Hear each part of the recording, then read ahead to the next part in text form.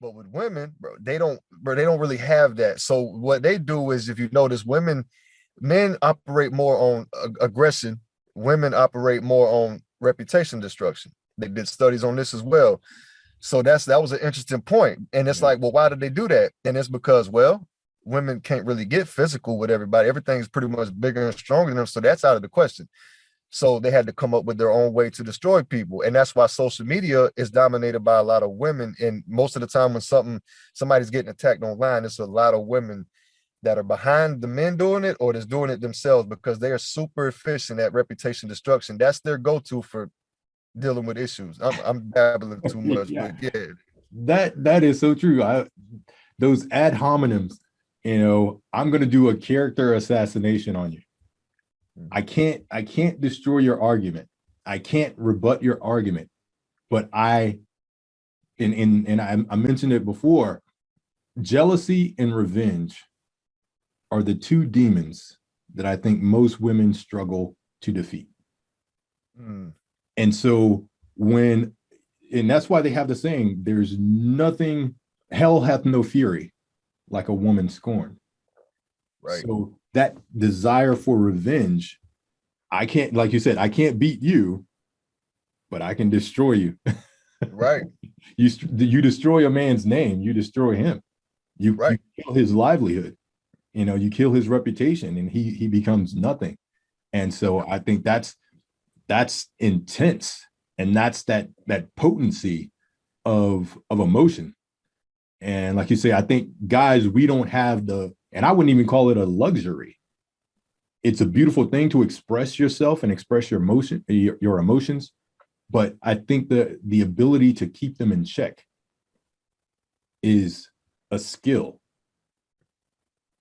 And I think guys in general are better equipped at keeping those emotions in check, because we have testosterone that makes us a little more aggressive, but that's for a purpose. So we can go out and fight, hunt, protect, so that aggression is really for a purpose. And we have our outlets. We have sports. We have hard labor, very physical jobs. We have workout. So those are ways for us to let out some of that pent up frustration. Right. And Well, a go lot ahead, of my their bad. activities are like relaxed. They go to the massage parlor, they go get their nails done and Right. stuff like that. So Right, bro. I mean, I want you to think about this as well, bro. Look at the interaction between men and women. Now, I want you to think about very disagreeable women that you've ever met, bro. Those are the ones that end up running big companies. Like they're just very disagreeable, like men are real disagreeable. Those women, by a vast majority, they don't have any kind of long-term relationships with men unless they have a weak partner. And I'm gonna try to explain this the best way I can without putting my foot in my mouth and getting in trouble. So what I mean by this is that the studies have been going on about this type of thing, bro. And what the studies have been showing is that real disagreeable women that are gung-ho and career oriented and want to take over the hierarchy, whatever, but they want to work their way to the top, whatever. The only way that you'll ever really see them with a partner is they usually adopt the weaker partner, because what's the one thing that a man can't do in the confrontation with a woman that he could do with a man?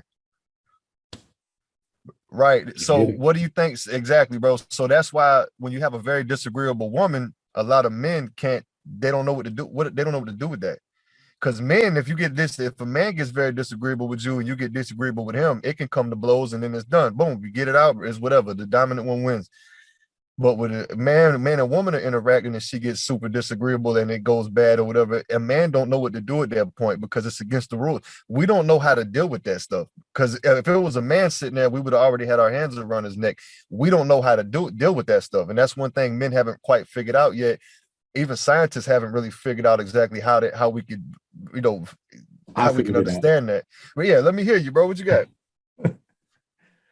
Leave. So because that what I've noticed, and because women understand that. Women understand he's probably not going to put his hands on me. So I can Right. say whatever I want. I can poke the bear and I can taunt him, and try to get under his skin, call him all kinds of names, yell at him, push him, and even hit him. And he's probably not going to respond in kind. So the best way to deal with that is to walk away. So you leave her in that aggressive, emotional state. Go away, because then she has no one to yell at. She has no one to hit on. And so she's going to, of course, she's going to, for the most part, try to come after you and chase you. Where you going? What you doing? Come back. Oh, you a bitch. And try to draw you back in. But you just have to leave. Once you leave, that gives her time to calm down. Right. And once she calms down, you don't call and say, or come back and say, are you ready to talk now? No, you just go on about your day. Leave her with that negative emotion. That negative energy, I'm going to leave that with you. I'm going to go in and remove myself from this negative energy. And I'm going to do something else. Let me go back to work. Let me go watch my sports or something like that. And I'm going to take myself out of the environment. And when she understands, okay, I couldn't get under his skin, I need to approach it differently, she'll come back a lot calmer. And then you have a conversation. Dang, man. See, okay, bro, you made an excellent point right there. See, I didn't really think of it that way.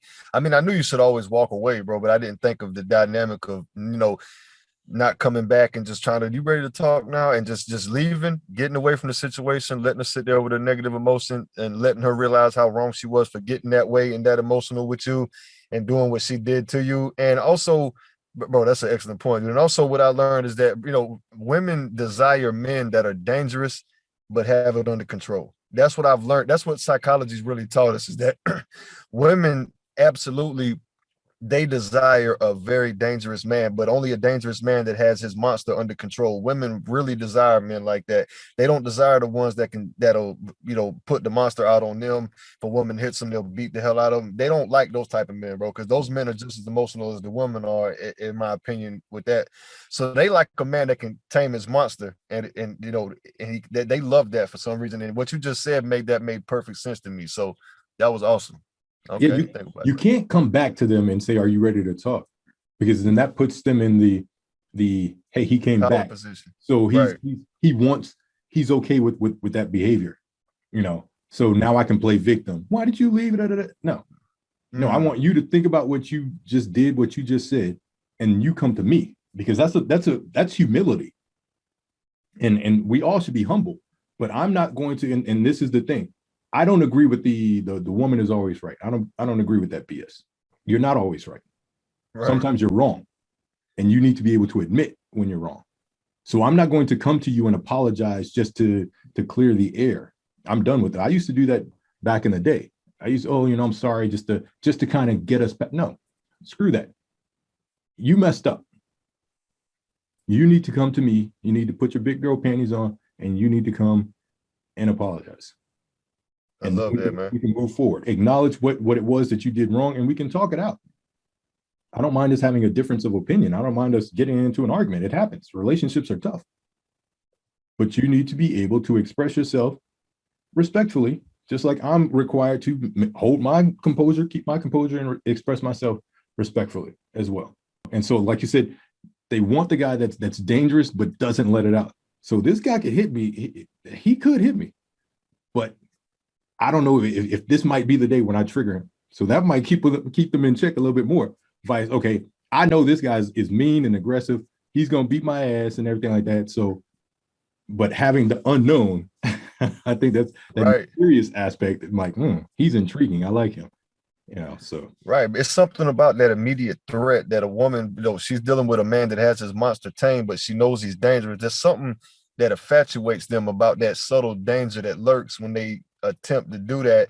And so, like you said, bro, it does kind of if you notice those type of men that are with women, bro, like their relationship is way different than it is with these women that are with these, I would say, like millennial type of dudes or whatever. They're more feminine, I guess, in the way that they think. So, women are able to kind of bulldoze them a lot. So if you notice the difference between relationships where women are with the men that have their monster under control versus a softer type of man that'll kind of let a woman bulldoze him, bro. Like the women really, really love their men that the threat is there at all times. So they really do put themselves kind of in check, knowing that stuff, dude. Like that intimate threat makes women fall in love, which they love that. Not to mention it helps you keep them in check because now they understand it. And so that's why I said more disagreeable women choose weak partners because women, more disagreeable women they don't like being corrected. You can't correct them. They don't take with it well. And so, but that is a very toxic situation to put yourself into with that kind of woman. That's why a lot of them end up with weaker partners. And the weaker partner loves it. They ain't got to take on no responsibility. They got this breadwinner woman, very disagreeable. She's like his mama, whatever. He loves it. So that, but it ends up over the long term being very destructive to both of them. But the one you were talking about with the man that has his monster under control and the woman that knows the threat is there, they end up over the long term coming to a very cool understanding in a very cool place where they get each other on this certain playing field where they understand what it is and where it can go, and they respect it, and then they mature from that. And it's very important. I think you just gave a blueprint out to people on accident, dog. That was amazing stuff you just was talking about, bro. You made my brain open up. I'm like, I ain't think about it like that.